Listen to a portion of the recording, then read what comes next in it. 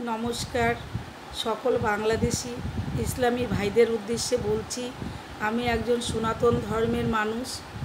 আপনারা এতদিন সনাতন ধর্মের মানুষরা মানে হিন্দু আর মুসলিম একই সঙ্গে থেকেছেন, একই সঙ্গে চলেছেন। আজকে যারা আপনারা পূর্ব পরিচিত আশেপাশে একটা গ্রামে একই সঙ্গে বাস করেছেন, আজকে তাদের পাশে দাঁড়ান আপনারা। কারণ দেখুন, ভারতবর্ষ যখন স্বাধীন হয়েছে তখন যেরকম ভারতীয়রা নিজেদের প্রাণ বিসর্জন দিয়েছিল, শহীদ হয়েছিল, সেরকম আপনাদের বাংলাদেশেও হয়েছে।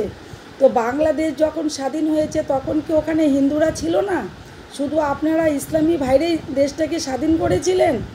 না, সেখানে কিন্তু আপনারা যদি নাও বলেন তবু ইতিহাসের পাতায় স্বর্ণাক্ষরে লেখা আছে যে সেখানেও কিন্তু সনাতন ধর্মের লোকরাও ছিল।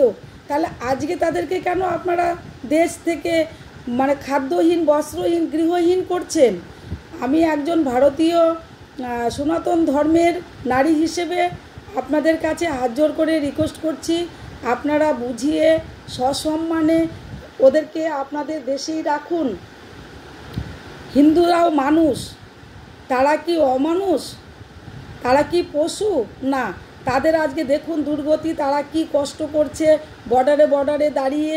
অনেকে তো মারাও যাচ্ছে, খবর পাচ্ছি, শুনে খুব কষ্ট হয়। আপনাদেরও তো ইসলামরা আমাদের ভারতবর্ষে আছে, তাদের সঙ্গে তো আমরা কখনো খারাপ আচরণ করি না। যদি তারা অন্যায় না করে তবে তো কোনো সাজা ভোগ করে না। তাহলে আজকে সনাতন ধর্মের লোকরা এমন কি অন্যায় করলো যার জন্য আপনারা তাদেরকে এমনভাবে কষ্ট দিচ্ছেন? আমি আপনাদেরকে একজন ভারতবর্ষের নাগরিক হিসেবে বলছি যে আপনারা ওদেরকে মনের দরজা একটু খুলে দিন, একটুখানি ঠাঁই দিন। দেখুন, ওরাও উজাড় করে আপনাদেরকে ভালোবাসবে, আপনাদের বিপদে ওরা ঝাঁপ দিয়ে পড়বে। নমস্কার।